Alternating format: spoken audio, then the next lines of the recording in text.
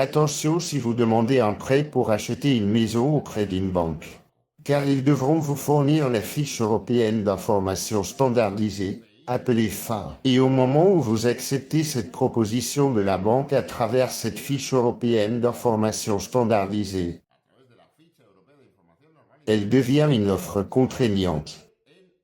Offre contraignante. Et ils doivent indiquer la durée de cette offre contraignante. Et vous devez la connaître et vous rendre compte de combien de temps dure ce délai.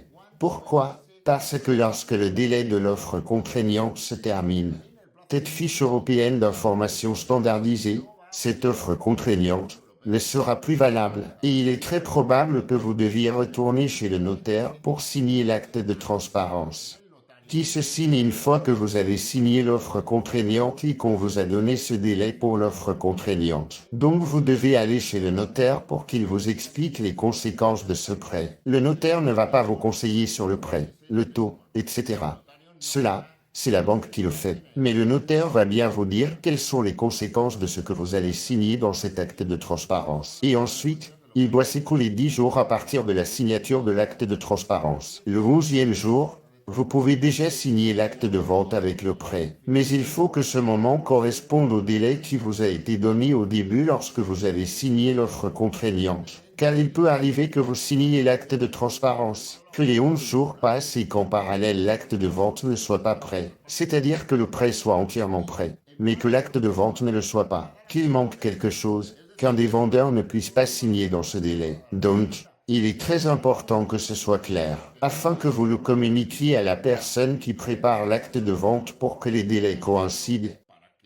Car il peut arriver que votre offre contraignante, disons, expire, ou a périmé, hors délai, et que rien n'ait encore été signé. Alors, que se passerait-il? Il faudrait revoir votre prêt, il faudrait refaire l'acte de transparence, etc. Donc, il est très important que la préparation de l'acte de vente et celle du prêt coïncident et convergent.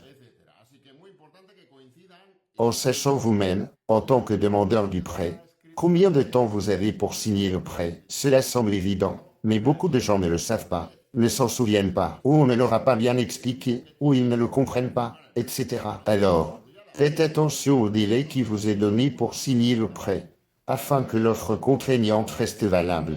Bon, eh bien, pour toute question que vous pourriez avoir, au numéro WhatsApp 6 9 3 0 2 3 9 2 6, nous pouvons vous aider pour un tout petit prix, par appel vidéo, et nous resterons en contact pour toujours vous aider. Bien à vous, et à très bientôt dans de prochaines vidéos. Si Dieu le veut. Merci.